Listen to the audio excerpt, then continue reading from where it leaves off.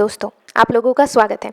आज के motivational story को सुनने के बाद आपको जीवन में एक नई सीख मिलेगी, उसके साथ ही मुझे भी। इसके पहले भी मैंने कई मोटिवेशनल स्टोरीज़ डाली हुई है। अगर आपने नहीं देखा है तो डिस्क्रिप्शन बॉक्स में लिंक है, आप वहाँ से सुन सकते हैं।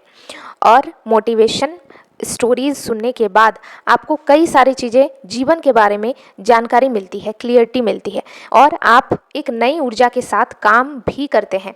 तो मोटिवेशनल स्टोरीज़ सुनने के बहुत सारे फ़ायदे हैं। अगर आप जीवन में नेगेटिव चीज़ों से जूझ रहे हैं तो वहाँ पे भी आपको एक नई तरह की ऊर्जा महसूस होगी, एनर्जी महसूस होगी, जिसके कारण कि आप उन सारे चीज़ों से लड़ सकते हो।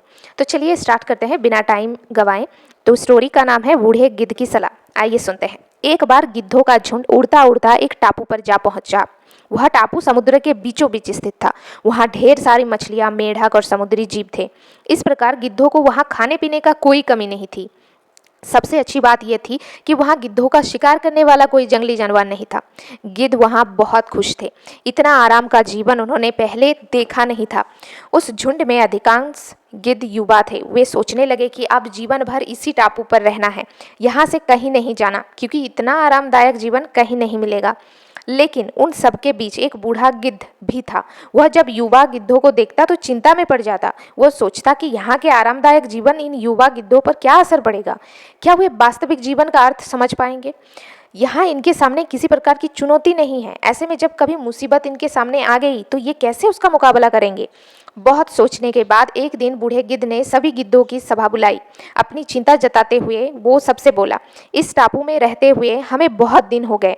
मेरे विचार से अब हमें वापस उसी जंगल में चलना चाहिए जहाँ से हम आए हैं। यहाँ हम बिना चुनौती का जीवन जी रहे हैं। ऐसे में हम कभी भी मुसीबत के लिए तैयार नहीं हो पाएंगे।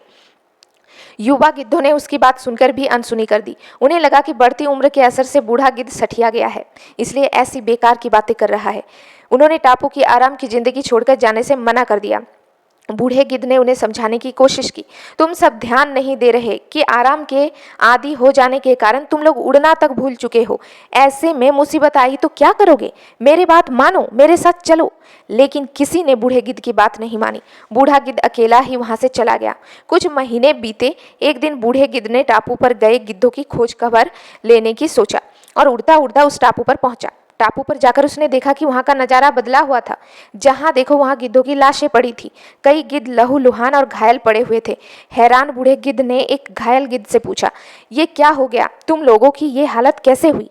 घायल गिद्ध ने बताया, आपके जाने के बाद इस टापू पर बड़े मजे की जिंदगी जी रहे थे, लेकिन एक दिन एक जहाज यहाँ आया। उस जहाज से यहाँ चीते छोड़ दिए गए।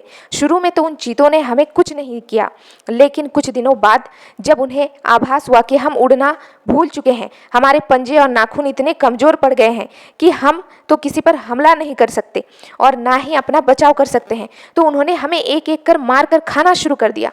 उनके ही कारण हमारा ये हाल है। शायद आपकी बात ना मानने का ये फल हमें मिला है। हमें सीख क्या मिली। अक्सर कंफर्ट जोन में जाने के बाद उससे बाहर आ पाना मुश्किल होता है। ऐसे में चुनौतियों आने पर उसका सामना कर पाना आसान नहीं होता। इसलिए कभी भी कंफर्ट जोन में जाकर खुश ना हो जाए। खुद को हमेशा चुनौती देते रहे और मुसीबत के लिए तैयार रहे। जब तब आप चुनौती का सामना करते रहेंगे, आगे बढ़ते रहेंगे। Thank you.